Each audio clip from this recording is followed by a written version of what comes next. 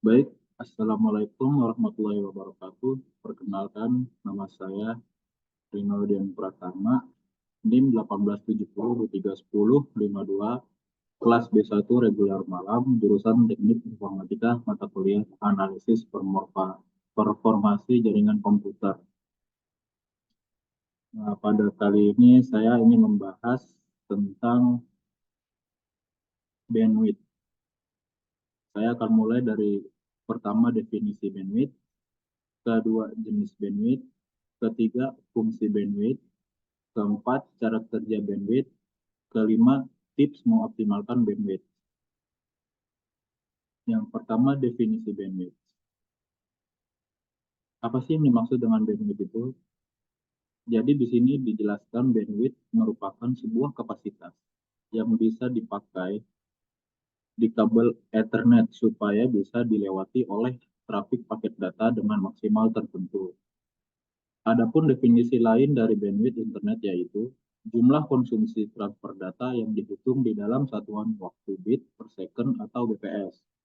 Sehingga bandwidth internet adalah kapasitas maksimal untuk jalur komunikasi yang berguna untuk melakukan proses pengiriman dan juga penerimaan data hanya dalam hitungan detik.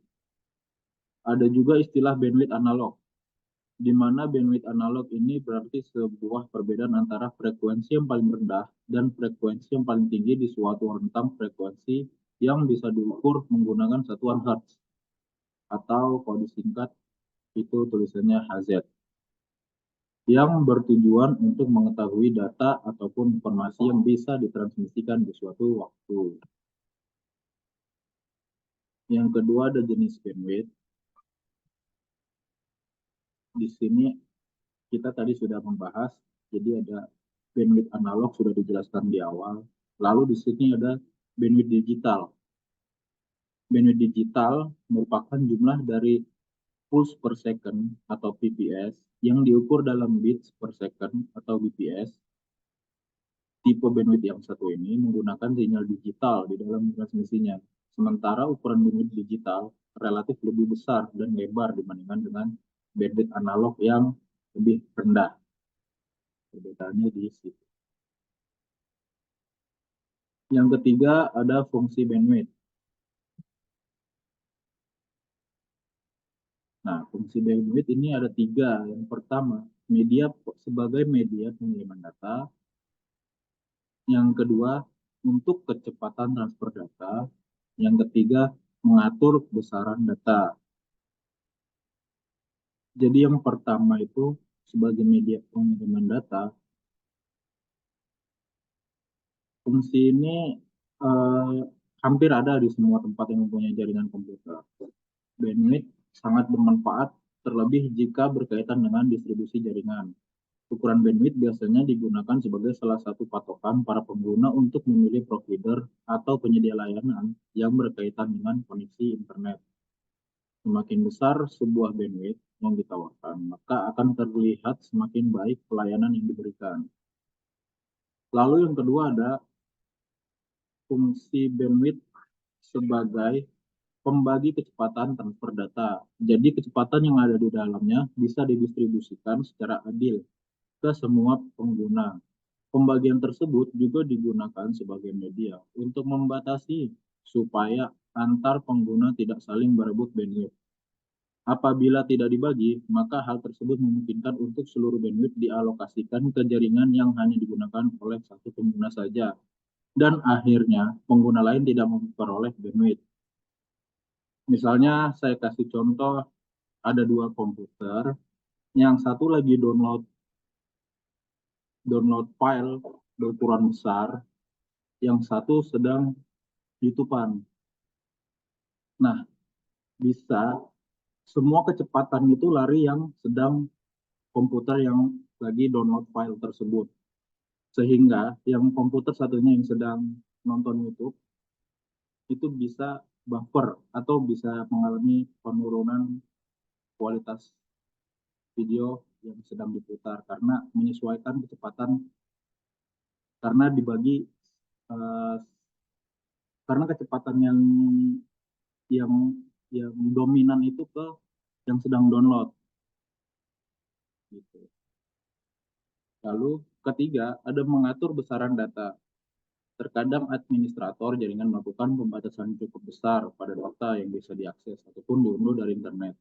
Hal tersebut bertujuan untuk mengurangi trafik yang tinggi dalam waktu yang cukup lama. Dengan adanya trafik yang tinggi dalam waktu yang sama juga bisa mengganggu stabilitas jaringan. Sebab hal itu akan mempengaruhi kapasitas bandwidth yang tersedia. Ini yang keempat ada cara kerja dari penggunaan bandwidth. Nah, untuk cara kerja dari bandwidth sebenarnya masih berhubungan dengan ketiga fungsi yang sudah dijelaskan sebelumnya, di mana besar kapasitas bandwidth di dalam sebuah jaringan komunikasi akan sangat memberikan pengaruh pada kinerja jaringan tersebut. Akan tetapi, jika pada saat prosesnya terjadi beberapa gangguan, maka akan ada beberapa hal yang mungkin saja menjadi penyebabnya paket loss, latensi. eh, Latensi ini maksudnya lonjakan, tidak stabil. Dan bahkan bisa jadi dari faktor bandwidth itu sendiri. Beberapa orang mengenal bandwidth sebagai salah satu komponen yang memiliki peran penting dalam sebuah pengiriman data di suatu jaringan, di mana komponen tersebut perlu diperhatikan bahwa besar kapasitas dari bandwidth yang sangat besar atau penting. Hal ini demi kelancaran proses pengiriman data tersebut. Misalnya, jika Anda mengunggah ataupun mengunduh file yang memiliki ukuran cukup besar dalam jumlah yang banyak, maka kapasitas bandwidth juga akan semakin cepat habis. Ini ada beberapa tips untuk mengoptimalkan bandwidth. Yang pertama, bisa menggunakan QoS. Dengan QoS ini, Anda bisa memerintahkan trafik ponsel untuk mengedepankan dalam membuka aplikasi ataupun layanan tertentu. Jadi, aplikasi yang tidak digunakan dapat ditutup untuk sementara waktu. Lalu ada cloud. Jadi cloud merupakan salah satu cara yang mudah untuk mengoptimalkan bandwidth. Cara kerjanya yaitu dengan mengalihkan sebagian trafik pada jaringan pribadi.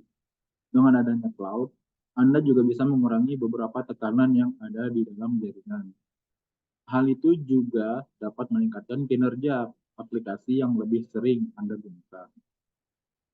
Cara selanjutnya yang bisa Anda lakukan untuk mengoptimalkan bandwidth yaitu dengan menghilangkan aktivitas internet yang tidak penting. Contohnya meningkatkan bandwidth di perkantoran atau perusahaan dapat disiasati dengan cara memblokir lalu lintas jaringan pada situs tertentu supaya bandwidth menjadi lebih efisien dan tidak terbuang sia-sia.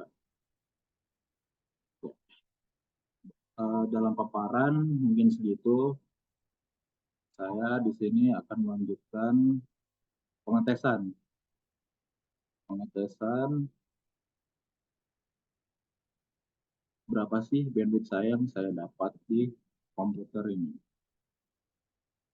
Saya menggunakan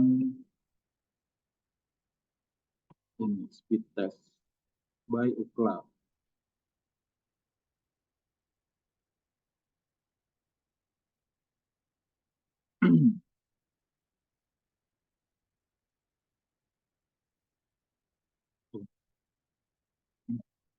Untuk mengetesnya kita cukup tinggal klik go saja.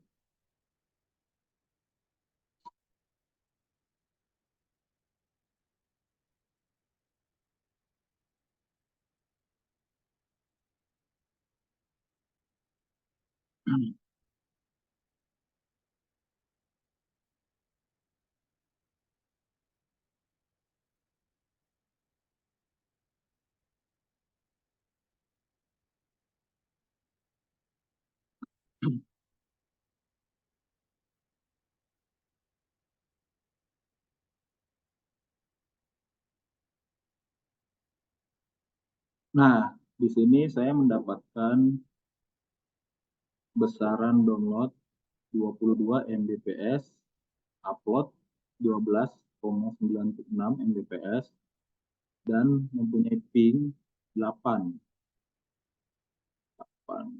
Latensinya dapat 8. Itu tergolong bagus kalau misalnya di bawah 50, di bawah 50 itu tidak ada, berarti stabil. sekarang kita akan mengecek di command prompt.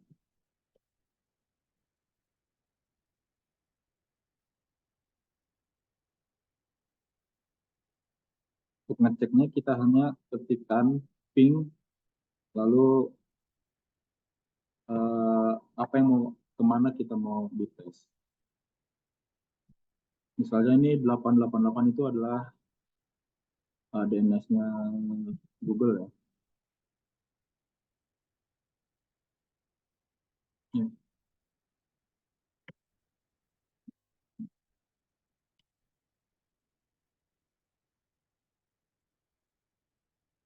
Nah, jika keluar keluar pemberitahuan muncul seperti ini berarti internet kita normal, baik-baik saja. Indikasi internet kita tidak normal itu kita bisa lihat di respon time-nya ini.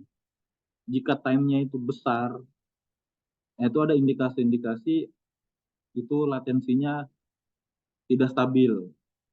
Apalagi jika muncul kode request timeout. Nah, itu pasti sudah terjadi gangguan internet.